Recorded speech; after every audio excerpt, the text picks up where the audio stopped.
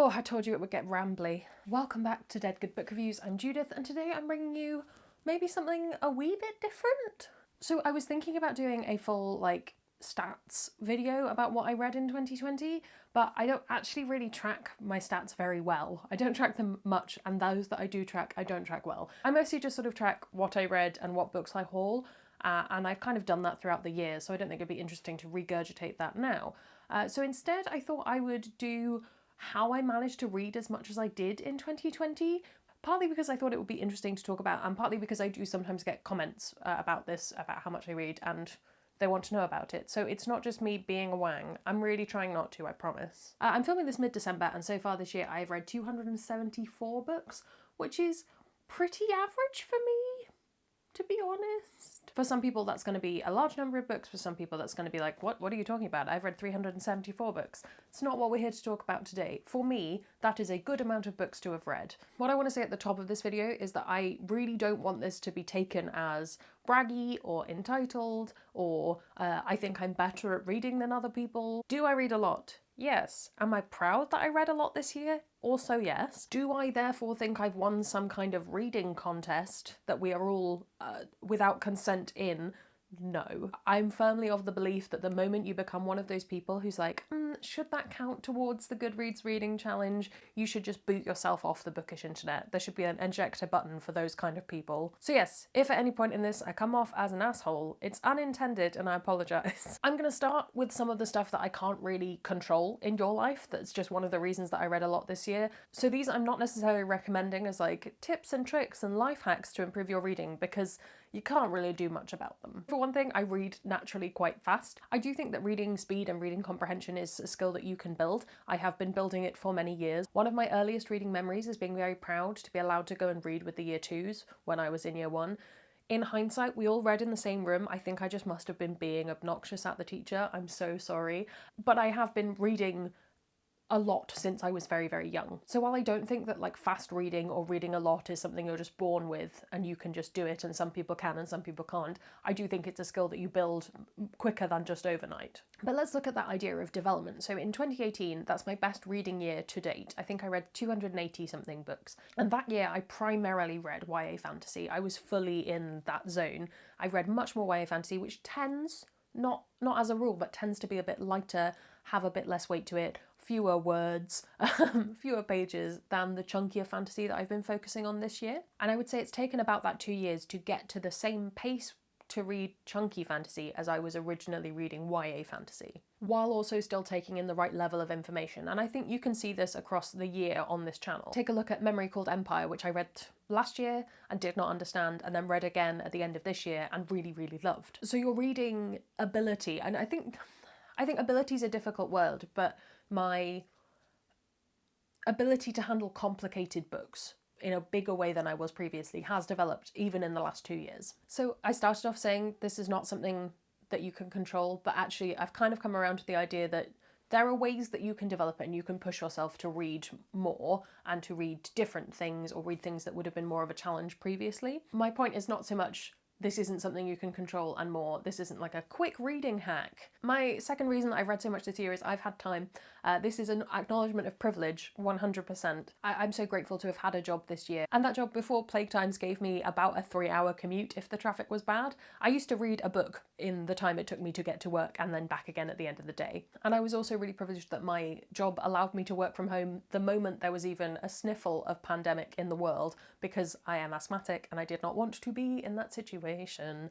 But that meant that I basically gained back from the time I woke up in the morning to when I had to start work as just reading time. I don't have kids, I don't have anyone else I need to care for. The way that we balance the responsibilities in our house, my wife does a lot of the cooking. It basically just all adds up to I have a fair amount of time in my life that I can devote to reading. I am a firm believer in the fact that you can carve time out of your day to read if you want to read more than you're reading now. But I'm also fully willing to acknowledge that I have a lot more of that time that I can carve. So those are my two these aren't exactly tips reasons for why I get a lot of reading done. I think I'm going to talk about some things that I think other people genuinely could do. I feel like I'm going to get a little bit wanky in this, so if you're looking for tips like use a bookmark and chunk out 50 pages, I'm not kind of going in that direction, although that is a good tip and I will maybe bring that up at the end. I think you have to love it. I think you have to love what you are doing. I think if you are reading just to chase things that will bring you good content, or if you're chasing everyone else is reading this and I'm not sure about it, but hey, everyone's doing it, so I'll do it too.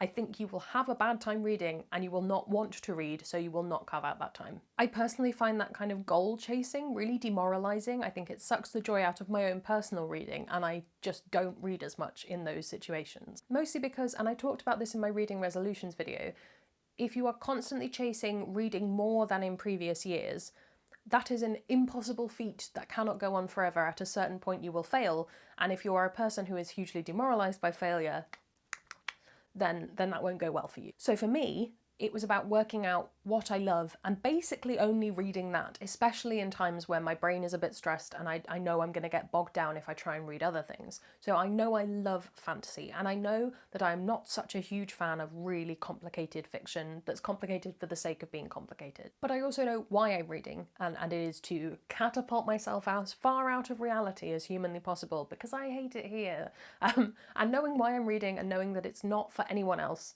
really helps me to be motivated to read and to make that something I want to do. Also, knowing that a book can get me out of reality better than social media can is a really good way of helping myself to put the phone down and pick the book up. I genuinely love to read, and that's why I do it, and that's why it's a hobby that takes up 99.9% of my free time. Okay, my second point is bookish internet, and this is a tricky one. Bookish internet and I have a complicated relationship. On the one hand, I have friends now who I would not have.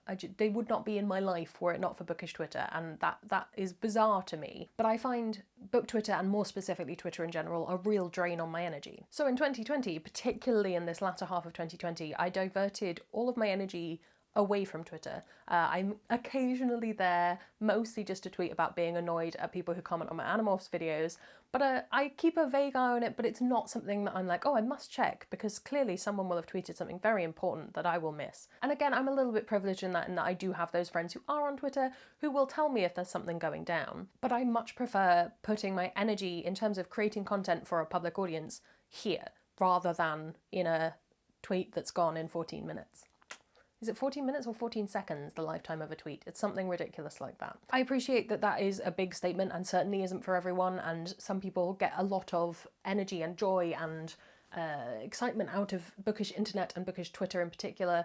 I'm not one of those people, and while I'm not at the delete all social media, I shall become a ghost portion of my life yet, I do think it's really well worth re-examining your relationship with social media in any capacity and just seeing whether it is serving you in the way that you want it to. Akin to that, I know a lot of people who watch my content are bookish creators in some capacity as well, so I'm speaking a bit more to that aspect of my life. That's not going to affect you if you're just a reader who reads for themselves and not for the internet as well. I started tracking my stats at one point in 2020, I think I want to say about September, and I was miserable. I could see that shift in mindset. I could see exactly when it happened, and it was because I'd started tracking them. As someone who desperately needs to be liked all the time, I saw one person unsubscribe and it completely ruined my day. One person. So I have two things. I cannot not notice when someone unsubscribes at the moment. It's just sort of how the world is. I see it. It bums me out. But I have started thinking that a cat has walked across someone's keyboard. That's entirely how I think of it, that this person just doesn't know it's happened. It was a cat. Cats hate me, I'm allergic to them. There we go, done. But on a more realistic note, I put some thought into reevaluating where I was putting my worth. Why was I putting my worth in these numbers that I could not control, in people's subscriptions? I can't control if you subscribe to this, that's your business. If you like seeing it, that's great. If you don't want to see it anymore, that's perfectly adequate. Thank you very much for coming for the time you were here. That's why in my reading resolutions, I'm not tracking my subscribers. I'm just not doing it because it makes me sad. Am I happy when they grow? Absolutely, and I value the fact that you are all here listening to me so much. It's wonderful, don't leave, please. But I'm not going to be upset if you do, because it's your own business. So thinking about reevaluating worth and where we find our own self-worth, just like little year one, 6-year-old Judith, probably 5, but 6-ish Judith, I really put worth into how much I read. And maybe that will bite me in the butt next year when I'm super busy and I don't have time to read as much, but that is something that entirely I control. And while arguably I'm exchanging one set of numbers, my subscriber count, for another set of numbers, the amount I read, I am the one who decides when that second number goes up or down, and I can have a lot more influence on that than I can have on whether someone stays subscribed to this channel or not. I still find social media really helpful for educating me, for exposing me to voices that I would not hear otherwise, meeting friends who I would not have otherwise. I think that's all really, really important. But my relationship with social media has changed this year, and I do think that's had a big impact on how much I've been able to read because my brain has been better. Oh, I told you it would get rambly. My third tip is that it's all relative. And guess this is another one of those you kind of just need to accept this tips. I typically read more than 250 books in a year. That is my normal for the way my life is now. Some people read oodles more. I have friends who read so much more than that. I have friends who read fewer than that. So if you are at the point of starting out, working out that you want to read more, if you are currently going, I would like to get to a point where I can read more, work out what your baseline is now, because if you just go, I want to read 200 books in 2021, but you read 4 books in 2020, I think that's probably more than you will be able to handle. If you are the kind of person, like me, who finds not meeting a goal to be really demoralising. That's probably quite important. For me, I know that I can read a minimum of 15 books a month if I'm well and I have access to my shelves. So 15 times 12 is 180, and then a little bit more on that because I like to push myself just a bit more, and also reading challenges, shorter books, all that stuff. But if you were more of a, I want to read a book every month, 12 books would be a solid goal. Again, we come back to that not comparing yourself to other people thing. Although that is kind of human nature, so I would say rather than say, never compare yourself to anyone else, you're perfect and individual and a snowflake and unique and beautiful and wonderful, never think about anyone else in the world ever. You're not going to do that.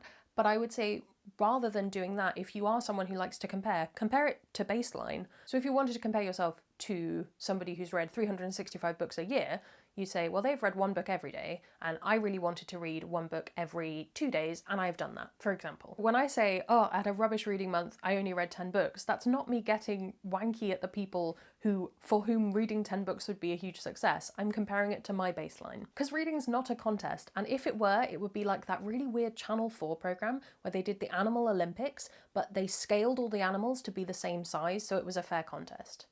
That's how I would judge it if it were a reading competition. Okay, you sat through my rambling thoughts for, I've been filming for 20 minutes, I hope I can cut this down.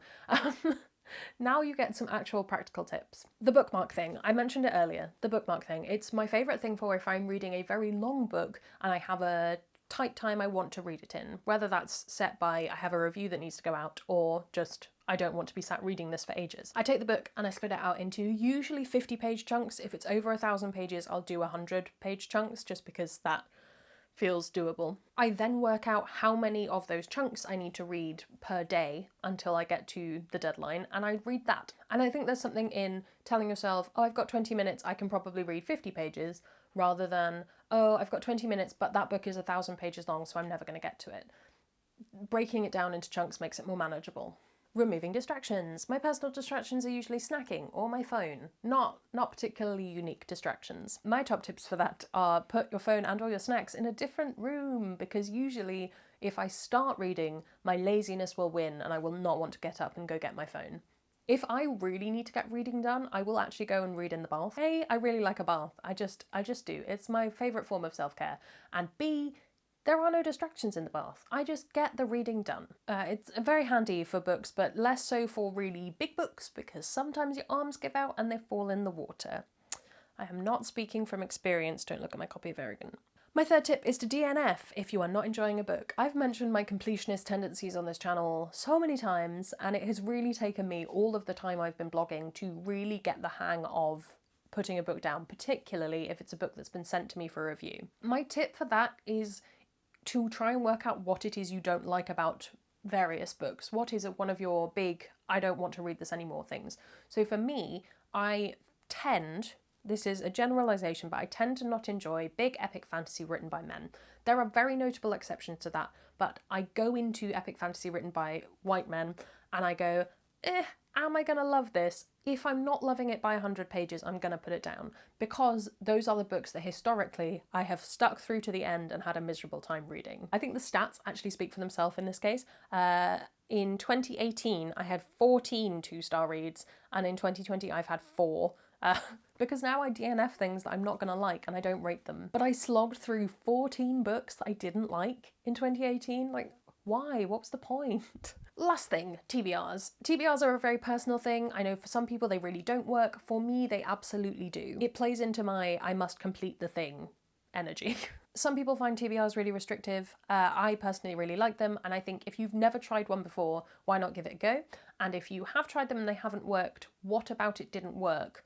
And are there ways you could get around that? For example, if you had a really big unread books TBR, could you pick out some that you know you want to read and intersperse them with books that you might want to read, and then read through that stack? I know that sounds silly, but I find taking the decision away from myself quite important. So if I had 500 books that I had yet to read, I would find that overwhelming, whereas if I knew I had to pick 5 of those 500 and read them in that month, I could work my way through that because my brain doesn't have to make any decisions. So you might have to make decisions at one point, but it's fine, it's fine. Reading's personal. It's a hobby. It's just a fun interest. For some of us, it's also our brand, and for some people, it's even their job. It's not mine. I don't think I'm making money out of this anytime soon. And we could unpack that whole idea of a hobby as a career, but I've already been boring enough in this video. I'm fully showing my old ladiness. But if you do want to expand how much you read in 2021, I wish you all the best. I hope maybe some of this has been helpful. A lot of it is about mindset, which I think is one of the hardest things to shift, and I genuinely have been working on it for the last 4+ years that I've been existing on this world. But I wanted this video to be a bit more than, why not read while you're on public transport? Because I think we all know that. I hope that if reading more is what you want, that you manage it in 2021, even if it's just 1 more page than you would have read otherwise. That's enough for me. I hope that would be enough for you, because honestly, it's meant to be fun. Thank you so much for watching me waffle and pretend to be a self-help book for half an hour. Comment below if you have any tips or tricks or larger conceptual life hacks that you want to share with other people watching this video and myself. Comment those below. While you're down there, you can also follow me on my social media, which I use. I do use it. I would feel weird asking you to follow it after saying I don't care about it, but I do use it on occasion. You can subscribe, it makes me feel loved and appreciated, but I'm not going to be fussed if you unsubscribe later. That's all from me, and I will see you in the next one. Oh, that sign off is really hard when you've just talked about not caring about stats, but I do want you to subscribe because I want you to hear the things I have to say. There's gonna be some bloopers now. But on the other hand, I find book Twitter and Twitter in general more specifically a real drain on my energy and my will to live. Maybe not, that's a bit dramatic.